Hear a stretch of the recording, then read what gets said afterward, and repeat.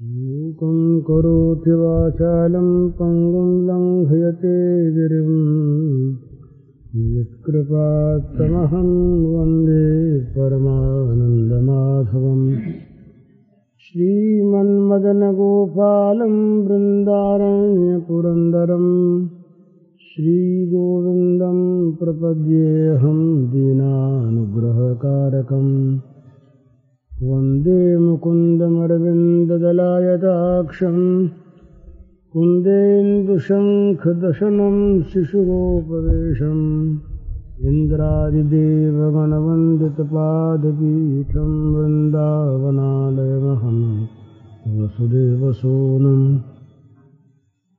नवजलधरवर्णं चम्पकोद्भासिकरणं विकसितनलिनाश्रियं विस्फुरन्मन्दहास्यं कनकरुचिदुकूलं चारुवर्धावचूलं कमपि निखिलसारं नौमि गोपीकुमारम्। रसशास्त्र में एक पूर्व राग होता है जिसमें प्रथम अपने प्रेमास्पद के दर्शन होते हैं और उन दर्शनों को लेकर हृदय में प्रेम की जागृति और मिलन की अत्यंत उत्कंठा उत्पन्न हो जाती है। भक्ति के प्रेम के क्षेत्र में यही भगवान का आकर्षण है। एक गुजराती कवि ने गाया है, राम वाण वाग्या होए ते जाने, ध्रुव ने वाग्या प्रहलाद ने वाग्या, लाग्या ठरे ठिकाने, राम बाण वाग्या होए ते जाने। राम के बाण जिसके हृदय में लग गए उसी को पता है कि राम बाण कैसा होता है। जिसको लगा वही जानता है। ध्रुव को लग गया था, प्रहलाद को लगा, वो ठीक हृदय को जाकर के बेध दिया तो वो फिर जगत में दूसरों के नहीं रहे। यही भक्ति में, प्रेम में यही स्थिति होती है कि मनुष्य जो जगत का है, भोगों का है, ये भगवान का बन जाता है और कोई अंतर नहीं पड़ता। शरीर यही रहता है, मन बुद्धि भी यही है, संसार भी यही है।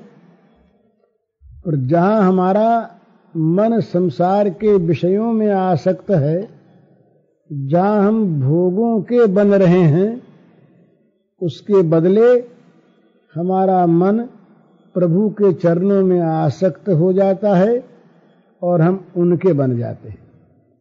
बस उनके बन जाना यही साधना का सबसे ऊंचा लक्ष्य है।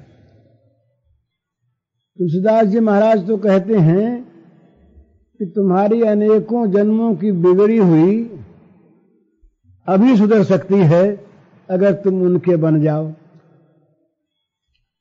बिगड़ी जन्म अनेक की सुधरे अबही आज, हो ही राम को नाम जप तुलसी तज कुसमाज। भगवान के विरोधी संग जो कुछ भी हैं वो सारा का सारा कुसमाज है।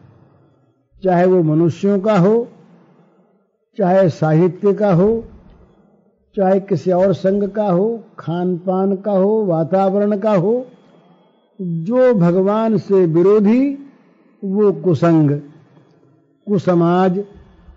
कुसमाज का त्याग करे, भगवान का नाम ले और भगवान का हो जाए। भगवान का हो जाए ये पहली बात।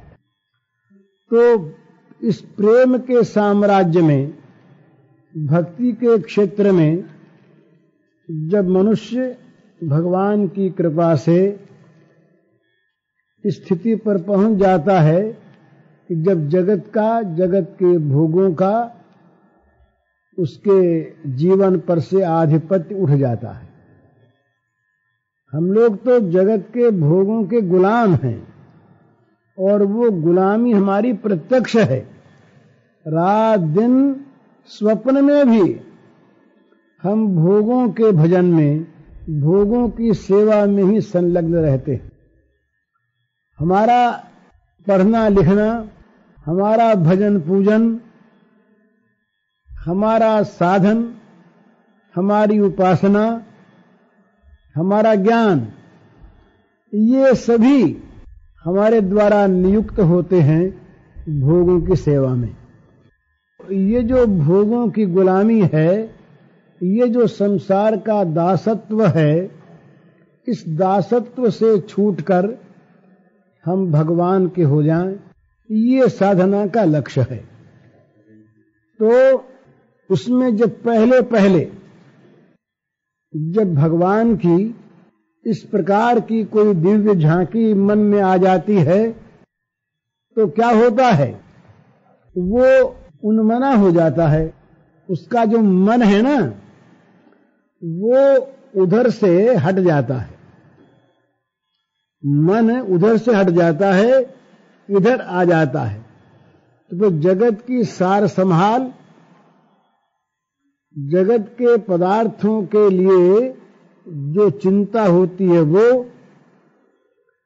जगत के भोगों के लिए मन में होने वाला मनोरथ, ये सब के सब मिट जाते हैं।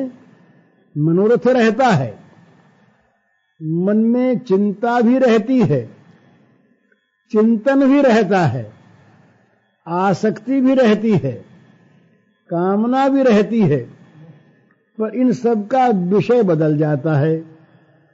भोगों के बदले में भगवान विषय बन जाते हैं। तो वैसी अवस्था में क्या होता है, स्वाभाविक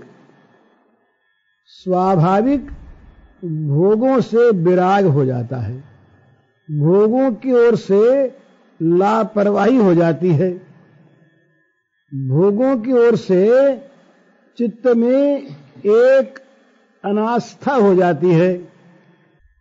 तो उस अवस्था में शरीर का श्रृंगार, शरीर के खान पान, शरीर का निद्रा जागरण, शरीर की व्यवस्था, ये भी सारी अस्त व्यस्त हो जाती है। ये यहां जगत में होता है।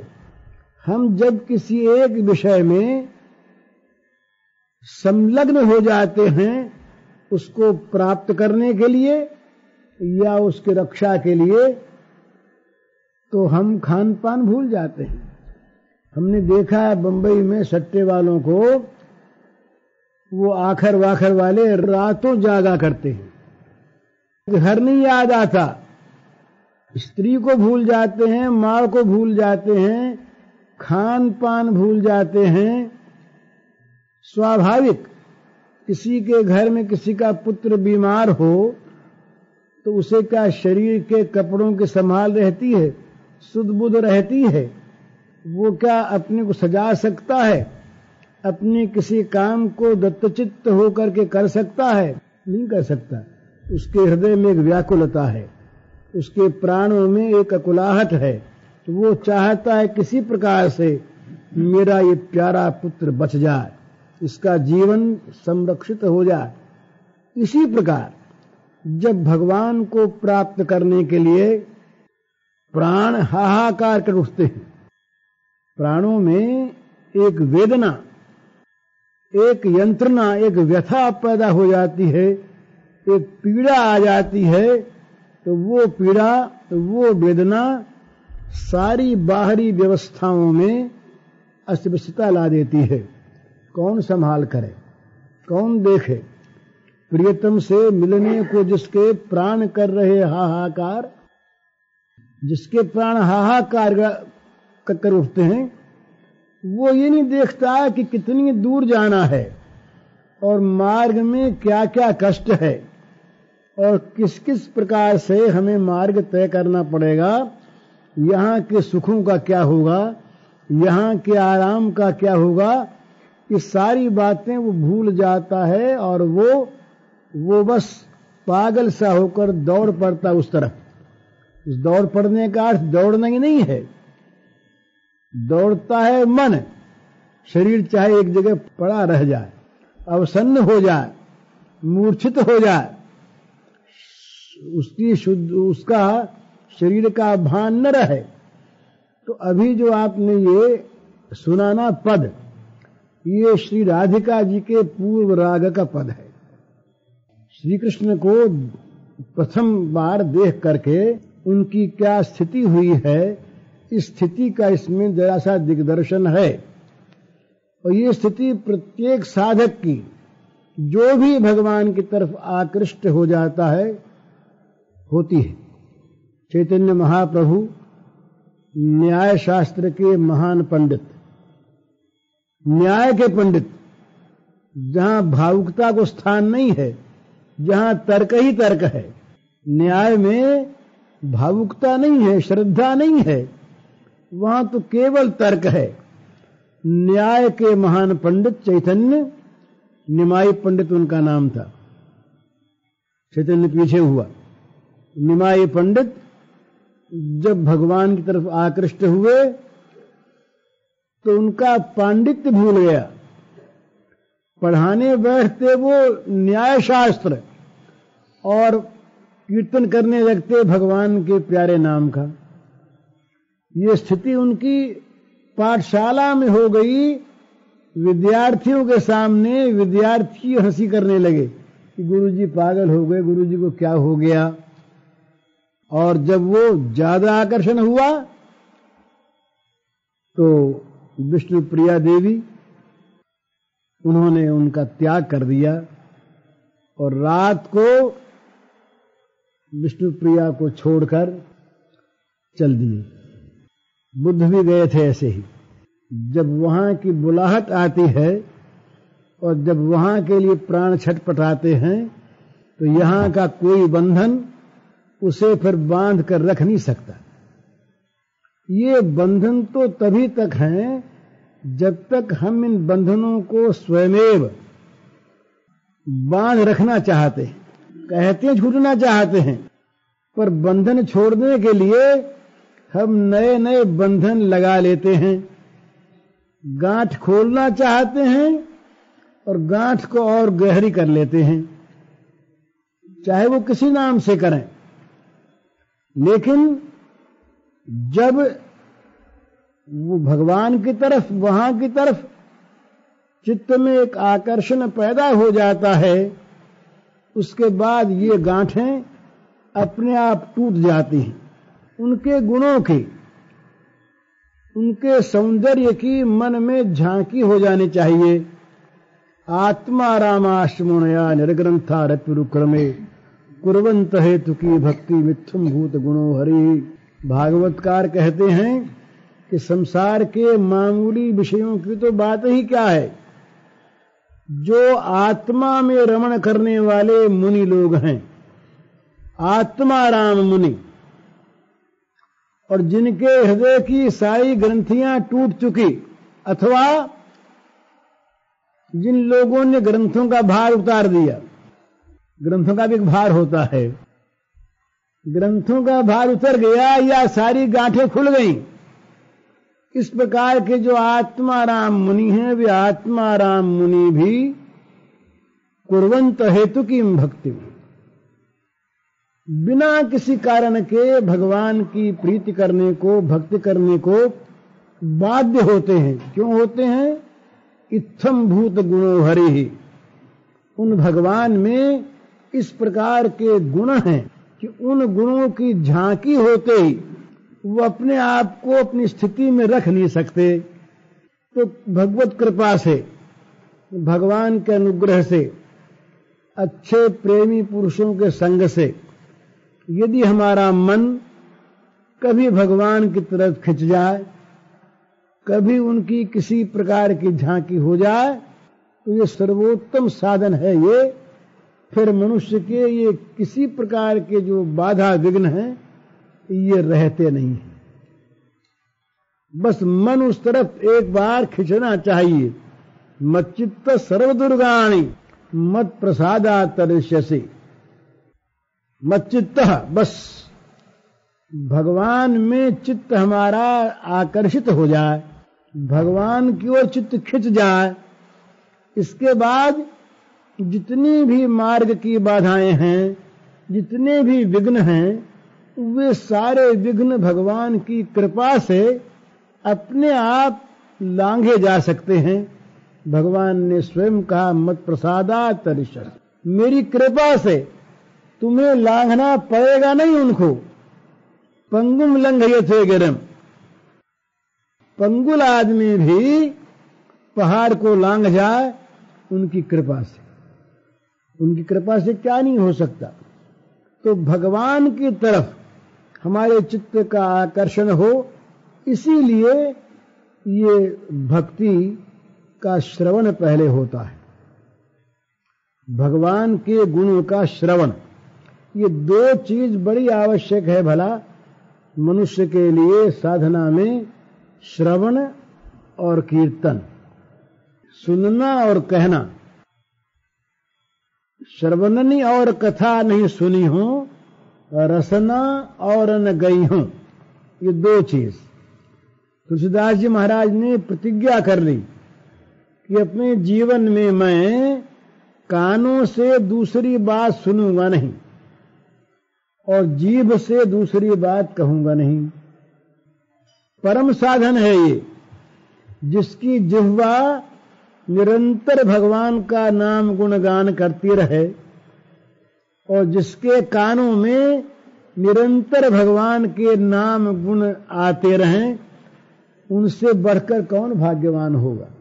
कान सार्थक हो गए, वो वाणी सार्थक, वाणी गुणानुकथने श्रवणु कथायाम, वो वाणी सार्थक हो गई, वो श्रवण सार्थक हो गए।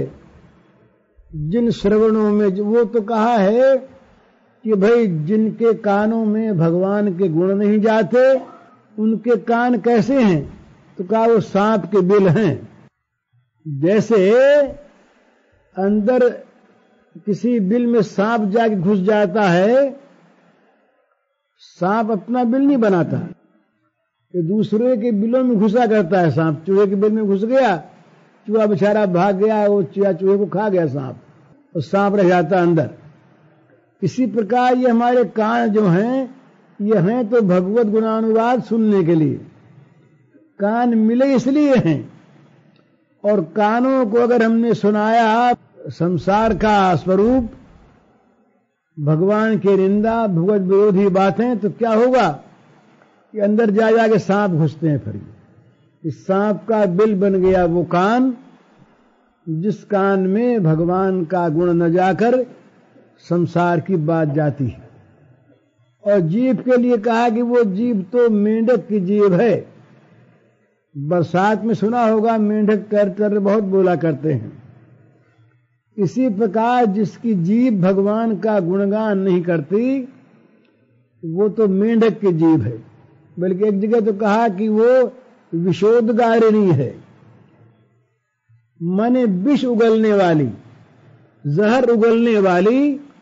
संसार की बात, संसार के भोगों की बात जो आदमी करता है, वो जगत को क्या देता है, क्या बांटता है? वो बांटता है विषय विष, मीठा जहर जो लगता है मीठा। संसार के भोगों का स्वरूप क्या है? ये लगते हैं मीठे और फल देते हैं जहर का। विषयेंद्रिय संयोगात जत दग्रे अमृतोपमम परिणाम विषय में, वो ये भगवान ने कहा कि विषय के साथ इंद्रिय का संयोग होने पर जो सुख मिलता है वो मालूम होता है कि बड़ा अमृत है, सुधा सरीखा मीठा। परंतु परिणाम विषय में, वह परिणाम में जैसे जहर मारता है, इसी प्रकार ये मार देता है। तो अगर हम अपनी जीभ के द्वारा जगत के लोगों के सामने, घर के लोगों के सामने, अपने सामने ही भगवान को छोड़कर जगत चर्चा करते हैं, तो मानो हम विष वितरण करते हैं। संसार में हम विष को बांटते हैं। उस विष को प्राप्त करके लोगों में जहर फैलेगा। राग, द्वेष, कामना, क्रोध, ये सब के सब जहर हैं भला, ये सब के सब विष हैं। तो इनको उत्पन्न करने वाले, इनको बढ़ाने वाले जितने वाक्य हैं वे सब के सब जहर फैलाने वाले वाक्य हैं। ये सिद्धांत है। तो इन वाक्यों से मनुष्य अपने आप को रोके। यहां तक कहा कि हम अगर किसी के मित्र हैं, किसी के भाई हैं, या जहर पिला करके इनको नरकों में भेज दें, तो क्या हम इनके सच्चे संबंधी हैं? क्या हम इनके सच्चे प्रिय हैं? तुलसीदास जी कहते हैं कि ऐसे जो प्रिय हैं उनको तो भाई त्याग दो, 1000 बैरी के समान, करोड़ बैरी के समान त्यागो। जाके प्रियन राम वैदेही, तजिए ताहि कोटि बैरी सम, यद्यपि परम स्नेही जाके हे प्रियन राम वैदेही। पिता तजो प्रहलाद, विभीषण बंधु भरत महतारी, बलि गुरु तजो कंत ब्रज बनितनी, भय जग मंगलकारी जाके हे प्रियन राम वैदेही। तजिए ताहि कोटि बैरी सम, यद्यपि परम स्नेही जाके हे प्रियन राम वैदेही। तुलसीदास जी कहते हैं कि जिनको भगवान सीताराम प्रिय नहीं हैं और जगत के भोग प्रिय हैं, जो भोगों में लगाना चाहते हैं भगवान से छुड़ाकर, ऐसे जो परम स्नेही हैं वे भी करोड़ों बैरियों के समान त्याज्य हैं। प्रहलाद ने पिता का इस क्षेत्र में त्याग कर दिया। पिता के कहने से प्रहलाद ने जहर पी लिया। पिता के कहने से प्रहलाद हाथियों के पैरों के नीचे कुचल जाने के लिए गिर पड़ा। पिता के कहने से प्रहलाद जाके आग में बैठ गया। सारी बात मान ली, पर पिता ने कहा कि भगवान को छोड़ दो। ये बात नहीं मानी। इस बात में उसने पिता के संबंध का परित्याग कर दिया। पिता तजो प्रहलाद, विभीषण बंधु, विभीषण ने राम का संबंध बनाए रखा, रावण का त्याग दिया। भरत महतारी, भरत जी ने माता कैकेयी का त्याग कर दिया। और राजा बलि ने गुरु शुक्राचार्य की बात नहीं मानी। और ब्रज की श्री गोपांगनाओं ने पतियों का परित्याग कर दिया। तो भय जग मंगलकारी, आज तक ये जगत का मंगल करने वाले हैं। तो मेरे कहने का ये अर्थ कोई न समझ ले कि मन में कोई बात विपरीत हुई तो इन सबका हम त्याग कर दें या इन सब की सेवा करना छोड़ दें, ये मतलब नहीं है। ये तो केवल भगवान के साथ संपर्क करने में यदि कोई हमारा बाधक है तो वो बाधक अगर प्राण है तो वो प्राण भी त्याज्य है। जरि जाहु सो जीवन जान के नाथ, जिए जग में तुम्हारो बिन है। जो जीवन तुम्हारा नहीं हो गया उस जीवन में आग लग जाए। केवल माता पिता भाई की बात नहीं, वो धर्म में आग लग जाए। सो सब धर्म कर्म जरि जाहू, जहन राम पद पंकज भाऊ। सो सब धर्म कर्म जरि जाहू, जहन राम पद पंकज भाऊ। जहां राम के चरण कमलों में भाव नहीं है, प्रेम नहीं है, इस प्रकार का जो धर्म कर्म है वो धर्म कर्म भी जल जाए।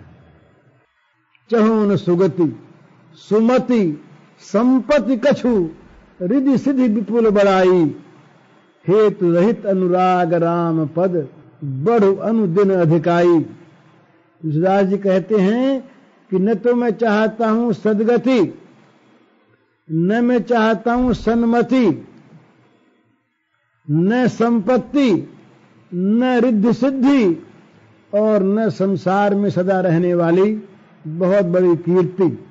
मैं चाहता हूं हेतु रहित अनुराग राम पद, बढ़ अनुदिन अधिकाई। बिना हेतु का अहेतुक प्रेम भगवान के चरणों में दिनों दिन मेरा बढ़ता रहे। तो ये जो वस्तु भगवान से हमको अलग करे, वो अगर हमारी वाणी है तो वाणी विष फैलाने वाली, वो अगर हमारा जीवन है तो जीवन हमारे लिए विष है, वो अगर हमारे कोई पदार्थ हैं तो पदार्थ हमारे बैरी हैं। तो इस प्रकार से जब साधना के मार्ग में मनुष्य चलता है वास्तव में, तब उनको भगवत विरोधी विषयों से स्वाभाविक लापरवाही हो जाती है, स्वाभाविक उनसे मन हट जाता है, स्वाभाविक उनसे ममत्व हट जाता है, स्वाभाविक उन पर से मालिक की अहंता हट जाती है, तब उसे स्वाभाविक शांति प्राप्त होती है। विहाय कामान ये सर्वान पुमाश्चर्त निष्प्रह्यो, निर्ममो निरहंकार स शांति मधिगच्छति। बस उसको शांति मिलती है जो सारी कामनाओं का परित्याग कर दे, जो निष्प्रिय होकर जगत में विचरे, कहीं जिसकी ममता न रहे, जिसका अहंकार न रहे। तो जो भगवान के प्राप्ति के लिए भगवान के मार्ग में बढ़ता है, उसका जगत में न ममत्व रहता है, न अहंकृति रहती है, न आसक्ति रहती है, न स्पृहा रहती है, न कामना रहती है। स्वाभाविक वो उस तरफ जहां आकर्षित हुआ मनुष्य, हम लोग अभी उस तरफ आकर्षित नहीं हुए हैं। आकर्षित होने वालों को देखिए आप, उनकी गाथाओं को पढ़ते चैतन्य महाप्रभु, तुलसीदास, सूरदास, नंददास, मीराबाई, चैतन्य महाप्रभु, एक क्या जिन जिन को उधर से आकर्षण हुआ वो इधर से चले गए। और ये जाना ही पड़ता है, चाहे वो शरीर रहे यहीं पर और रहेगा यहीं पर इसका होकर नहीं रहेगा, इसके बंधन से छूट जाएगा, इसकी गांठ टूट जाएगी, इससे बाहर निकल जाएगा। उस तरफ जा रहा है ना, वो उस तरफ जा रहा है, जहां उस तरफ गति हुई इस तरफ से हटा, उधर लगा इधर हटा, उसके सन्मुख हुआ यहां पीठ हुई। अभी तुमने भगवान को पीठ दे रखी है, सामने भगवान के नहीं आए, सामने आ जाते तो दशा रहती क्यों हमारी। वो सन्मुख हुए जीव मुहि जबहि, कोट जन्म अघनाश ही तबहि। भगवान के सन्मुख हो जाएं तो हमारे करोड़ों जन्मों के पाप अभी न कट जाएं, रहें कैसे। ये एक बड़ा विचित्र चमत्कार है महाराज।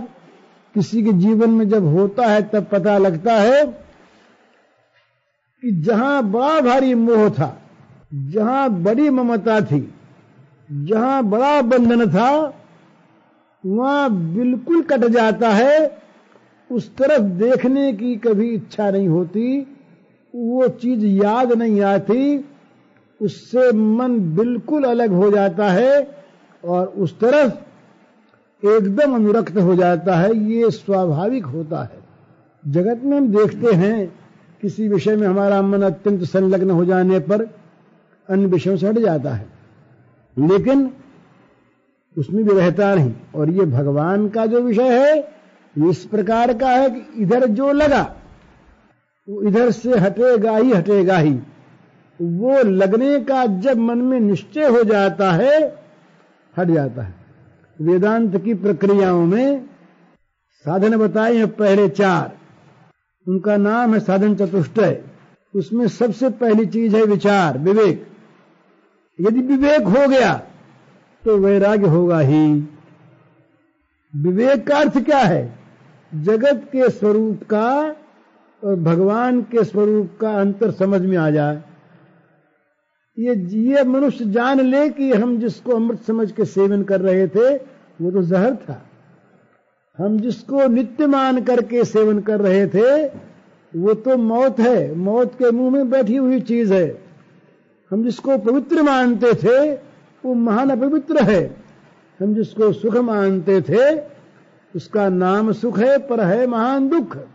इसका नाम विवेक। अविद्या क्या करती है? विपरीत दिखाती है, और विवेक क्या करता है? यथार्थ दिखाता है।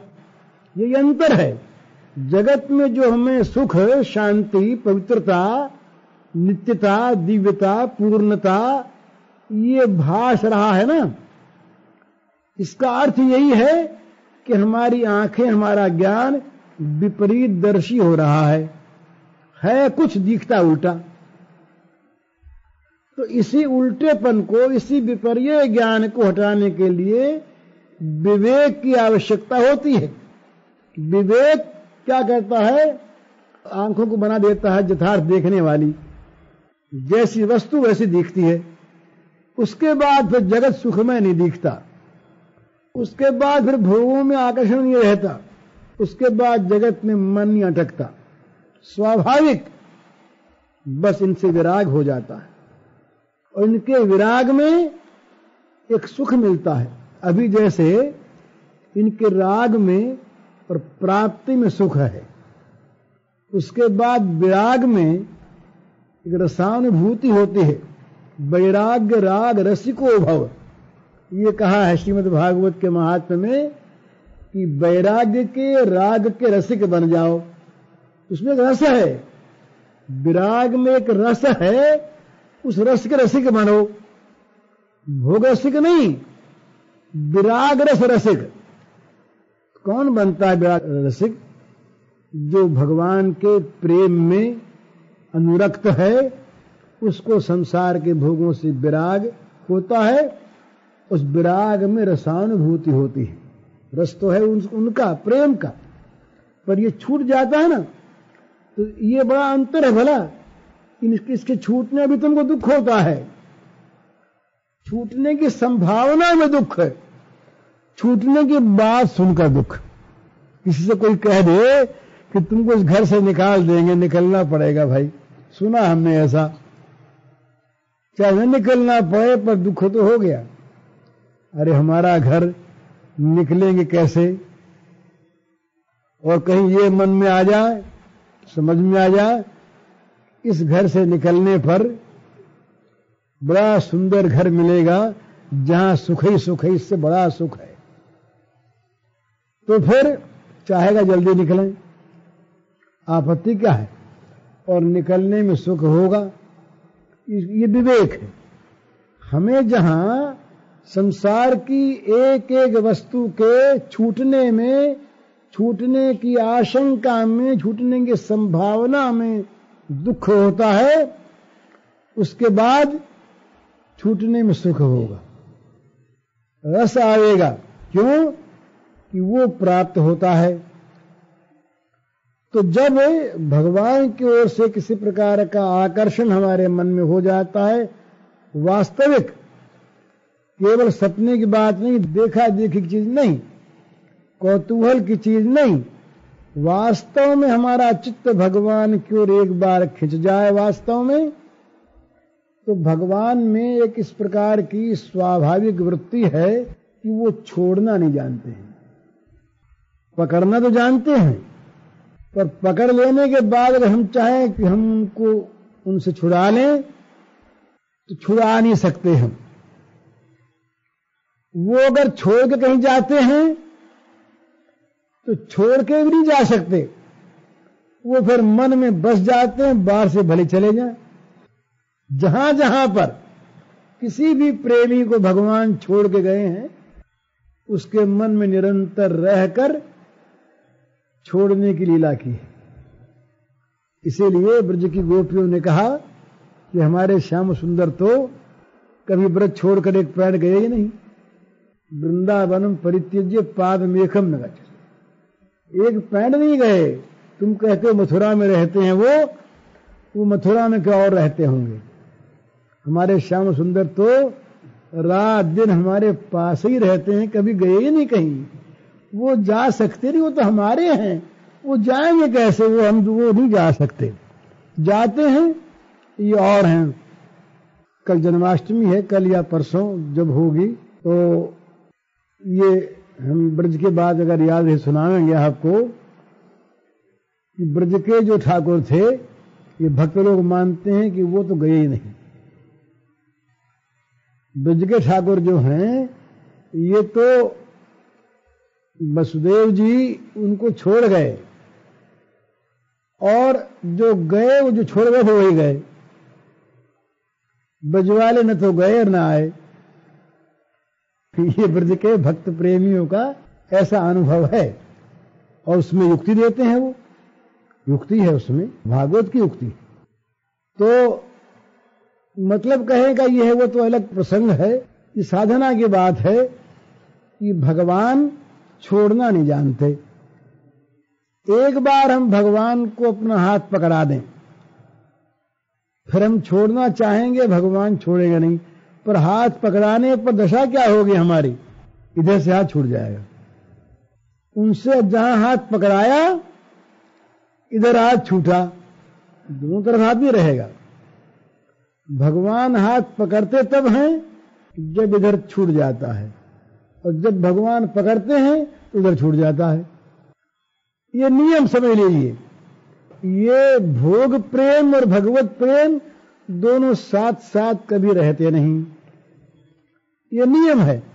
उनको पकड़ा कि ये छूटा, ये छूटा कि उनको पकड़ा, दोनों साथ रहते। जहां राम तह काम नहीं, जहां काम नहीं राम, तुलसी कबहू न रह सके, रवि रजनी एक ठाम। रवि और रजनी, सूर्य और रात्रि, ये दोनों जैसे एक समय एक साथ नहीं रह सकते। इसी प्रकार भोग और भगवान एक साथ एक आसन पर नहीं बैठ सकते, नहीं रह सकते। भोग रहेंगे, भगवान के पूजा के उपकरण बन के रहेंगे, पूजा की सामग्री बन के रहेंगे, पूजा के उपचार बन के रहेंगे। भगवान का आसन लेके नहीं रहेंगे, नहीं रह सकते। और यदि भोगों ने आसन ले रखा है, उनको अगर हमने आसन पर बिठा रखा है, तो भगवान आवेंगे नहीं, भगवान अलग रहेंगे। इसलिए जहां उनकी तरफ आकर्षण होता है, वहां भगवान का आकर्षण कहता है कि इनको छोड़ो, तैयार हो गया छोड़ने के लिए। हरिदास महाराज थे चैतन्य महाप्रभु के शिष्य। वो कहते हैं कि मुसलमान थे, भगवान नाम के बड़े प्रेमी। तो वो 3 लाख नाम का रोज जप किया करते थे, जोर जोर से बोलकर, जिसमें सब लोग सुने और पवित्र हो जाएं। तो एक गांव में गए, वहां के जिम्मेदार ने उनको डिगाना चाहा और भ्रष्ट करना चाहा। तो उन्होंने एक वेश्या को ठीक किया और कहा कि तुम हरिदास की कुटिया में जाना। वो हरिदास की कुटिया में पहुंची रात्रि के समय। हरिदास अपने नाम कीर्तन में निमग्न। अब ये रस जो आ रहा है ना, अब इसके सामने सारा रस बिरस।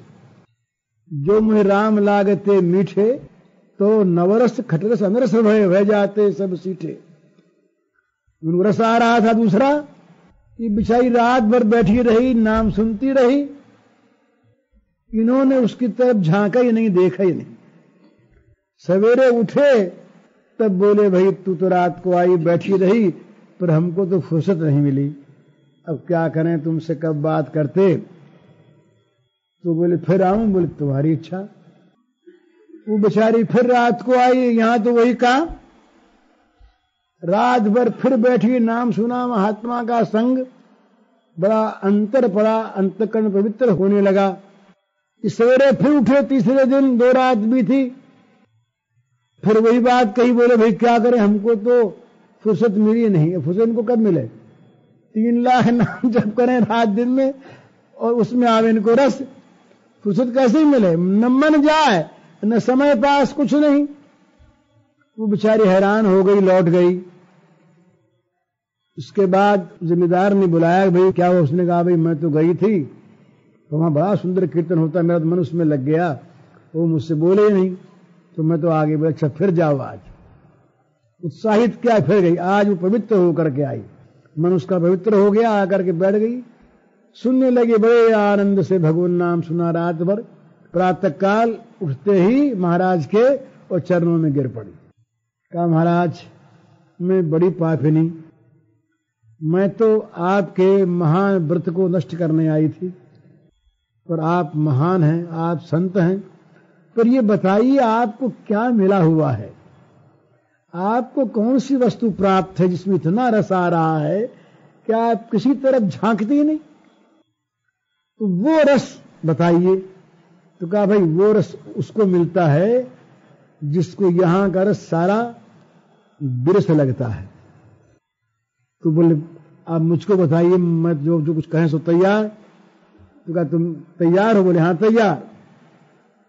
तो कहा एक काम करो, घर जाओ, तो जो कुछ तुम्हारे पास गहना कपड़ा लत्ता जमीन जो कुछ है सब उठाकर फकीर बन के आ जाओ। अब वो सच्चा भाव आ गया था, फिर त्यागने में देर नहीं लगती, दुख नहीं होता। वो गई घर, तो जा करके बस लुटाने में कौन देर लगती है? ये विलंब होता है भोग में, त्याग में नहीं होता। त्याग तो अभी कर दे, और त्याग की शांति में, त्यागा शांति अनंतरम, बस तुरंत सारा उड़ा उड़ू करके आ गई हरिदास जी महाराज के श्री चरणों में। बोले महाराज, बोले सब लुटाई? बोले सब लुटाई। कोई वासना इच्छा कामना? बोले कुछ नहीं महाराज, एक वही इच्छा है कि जो आपको मिला वो मुझे मिल जाए। परीक्षा हो गई, अधिकारिणी हो गई। उन्होंने अपनी माला जो थी तुलसी की माला दे दी और अपना आसन दे दिया। कहा हम तो अब जाते हैं, ये कुटिया रही और ये तुलसी की माला और ये आसन, तो श्री कृष्ण का नाम जपा करो, बस ये सबसे बड़ा धन है हमारे पास, यही है, इसका रस तुम्हें आने लगेगा। तो निहाल हो गई, मिल गया मंत्र। तो इसी प्रकार से जब उधर का आकर्षण होता है, कांच के मंदिर में कुत्ता घुस जाए, दर्पण लगे हुए चारों तरफ, क्या देखेगा? तमाम कुत्ते कुत्ते, भूखेगा कुत्ता, सामने भूखता दिखेगा, भूखता भूखता मर जाएगा। ये दशा यहां पर है। तो ये अपने को हमने अपने आप बांध रखा है, किसी ने बांधा नहीं।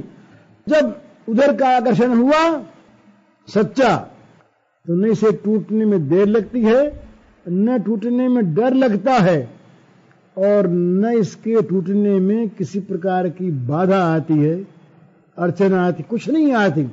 असल में सच्ची बात तो क्या है कि टूटे हुआ है, जबरदस्ती पकड़ रखा है। यहां का कुछ भी मरने वाले साथ जाता है क्या?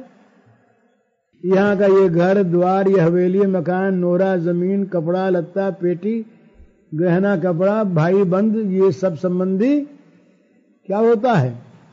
बस सम्मिलन नयन और नहीं किंचित अस्ति, भोज प्रबंध में आता है।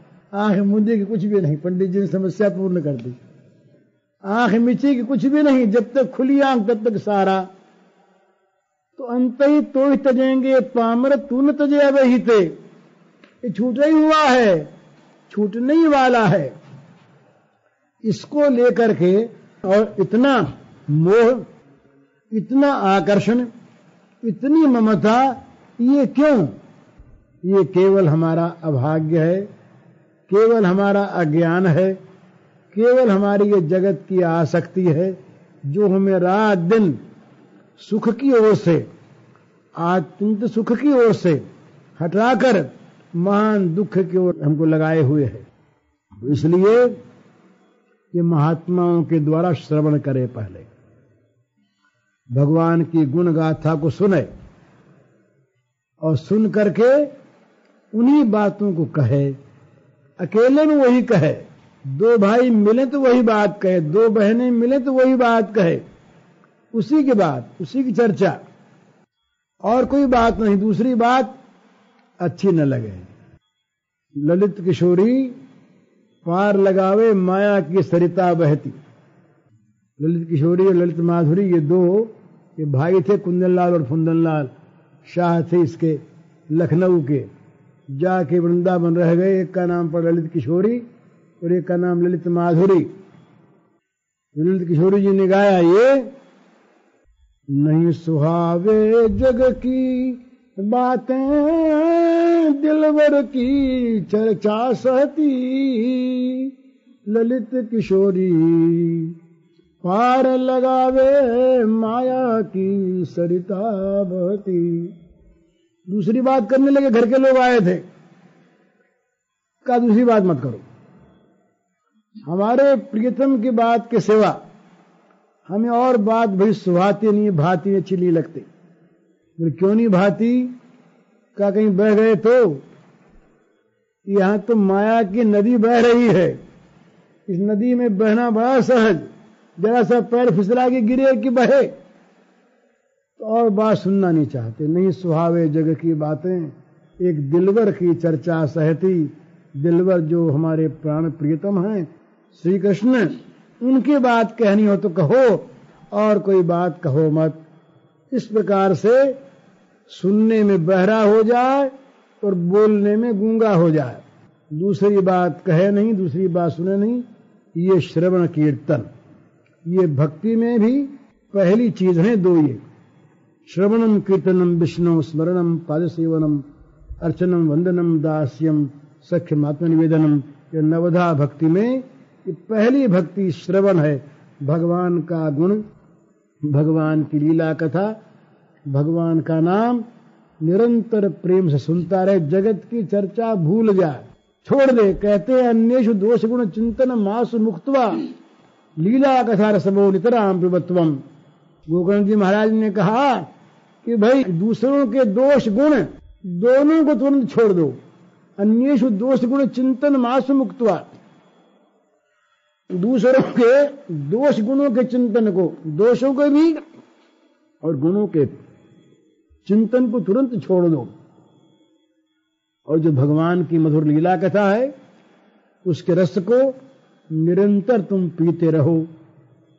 तो इस प्रकार से कानों के द्वारा भगवान की लीला कथा, भगवान का गुणानुवाद, भगवान का नाम, इसको सुनता रहे और जीभ से जहां तक बने वहां तक बस भगवान के नाम गुणों की चर्चा, भगवान की लीला कथा की चर्चा यही करता रहे। ये सबसे बड़ा साधन है। ये करने से क्या होता है, कोई कोई कथा, कोई लीला कभी ऐसी आ जाती है वो मन को खींच लेती है। जहां एक बार खींचा के खींचा। एक महात्मा ने ये कहा है कि भाई एक स्थान पर कहीं पारस पत्थर था, पर कौन सा पारस ये पता नहीं। तो महात्मा ने बताया कि एक काम करो, यहां बैठ जाओ और लोहा हाथ में रखो, पत्थर निकालते जाओ, लोहे को छेड़ाते चले जाओ। जिस पत्थर से लोहा सोना हो जाए वही पारस। इसी प्रकार से भगवान के नाम गुण लीला को गाते सुनते रहो।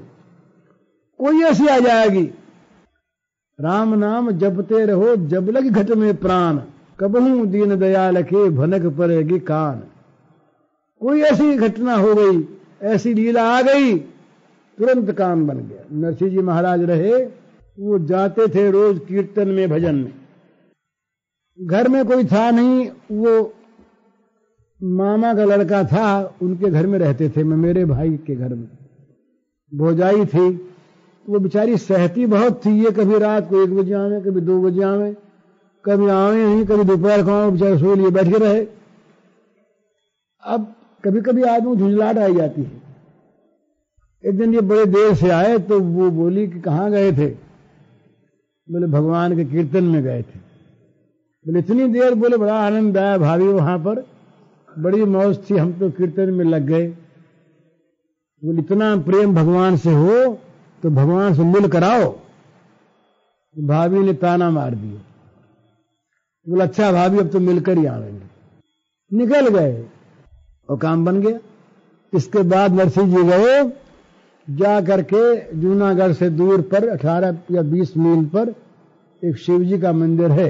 वहां बड़ी श्रद्धा के साथ, विश्वास के साथ शिव जी से ये कह के बैठ गए, बोले महाराज हमारी मनसा पूर्ण करो, नहीं तो उठेंगे नहीं, तुम्हारा भजन करेंगे। 18 या 20 दिन बीते, शिव जी प्रकट हो गए। शिव जी ने कहा कि नरसिंह क्या चाहते हो? नरसिंह जी बड़े चतुर, उन्होंने कहा महाराज जो चीज आपको सबसे अधिक प्यारी लगती हो, मीठी लगती हो, वो हमें दिखा दो। कि नरसिंह जी ने स्वयं अपनी कथा लिखी है, रागमाला नाम से वो पुस्तक गुजराती प्रेस से प्रकाशित हुई है, गुजराती में पद हैं उसका, उसमें ऐसा लिखा। तो उन्होंने कहा नरसिंह जी ने कि जो आपको सबसे प्रिय हो, मधुर हो, वो हमें दिखला दो। नरसिंह जी को गोलोक में ले गए शिवजी महाराज, और गोलोक में उन्होंने सब कुछ दर्शन किया, वहां पर सारी लीलाएं देखी। नरसिंह जी निहाल हो गए। तो लगे रहे आदमी, न मालूम कब कोई उल्टी सीधी बात ही लग जाए, कोई लीला ही सामने आ जाए। मां लगी थी, ध्रुव की मां लगी हुई थी, और उस मां के कारण से उस मौसी ने ध्रुव को एक बार ऐसी कह दी कि लग गई, ध्रुव को भगवान मिल गए। तो लगे रहना चाहिए, किसी प्रकार से लगा रहे आदमी, तो न मालूम कब किस प्रकार कहां भगवान की कृपा हो जाए, कब मिल जाए कोई चीज। पर जब मिल जाएगी, आकर्षित तो हो जाएगा मन। तब जो दशा अभी आपने ये कहने की पूर्व जो सुनी पद में, मटकी लेकर गई थी, जमुना में जल भरने गई थी, तो श्री कृष्ण के वहां दर्शन हो गए। चित्त श्री कृष्ण के हाथ बिक गया, चला गया। अब बस श्री कृष्ण के सिवा कुछ रहा ही नहीं, जगत में कुछ है ही नहीं। यही तो साधना का फल है, वही असली साधना है जो साध्य वस्तु के सिवा सबके अस्तित्व को मिटा दे, वो साधना है। तो दूसरा अस्तित्व रहे नहीं जगत में, वही दीख है। या तो कोई दिखे नहीं, और दिखे तो वही दिखे। संसार में अपने उस प्रियतम के सिवा किसी दूसरी वस्तु की सत्ता न रहे, ये साधन का वास्तविक फल है। चाहे इसे ब्रह्म प्राप्ति कहें, ब्रह्म साक्षात्कार कहें, भगवत प्राप्ति कहें, प्रेम प्राप्ति कहें, कुछ भी इसका नाम रखें, लेकिन साधन का फल तभी सिद्ध होता है कि जब साध्य वस्तु के सिवा और कुछ रह न जाए। वो फिर जानने वाला भी नहीं रहेगा, वो भी मिट करके साध्य बन जाएगा। ये दशा उसकी होगी। वो ये नहीं मालूम होगा कि हम हैं या हमारा जीवन है। जानी नाय परे कछु, कान है कि प्राण है, ये पता नहीं लगता कि जीवन है या श्री कृष्ण है। श्री कृष्ण जीवन हो गए और जीवन श्री कृष्ण हो गया। इस प्रकार से एक साध्य वस्तु के अतिरिक्त जित देखो जित श्याममयी है। वसुदेव सर्वमिति स महात्मा सुदुर्लभ है। जगत में सर्वत्र जगत का दर्शन न हो, केवल एकमात्र अपने प्रेमास्पद श्री कृष्ण का, भगवान का जो अपना इष्ट हो उसी के दर्शन हो। रात दिन उसी के, सोने में, जागने में, स्वप्न में, वन में, घर में, जंगल में, स्मशान में, महल में, सब जगह एकमात्र जित देखूं जित श्याममयी है, केवल भगवान दिखें। ये साधना का फल है। तो ये साधना का फल जब प्रकट होता है तब तो उसकी दशा कुछ विचित्र होती है। उसके पहले आकर्षण होता है, और आकर्षण में जगत के सारे व्यवहार से, व्यवस्था से चित्त विरक्त हो जाता है, एक उसमें अनुरक्त हो जाता है। इसको रस शास्त्र में पूर्व राग कहते हैं, और भक्ति प्रेम के क्षेत्र में इसको भगवान के रूप का आकर्षण कहते हैं। इतना सौंदर्य माधुर्य भगवान का है जिसने चित्त को सब ओर से सदा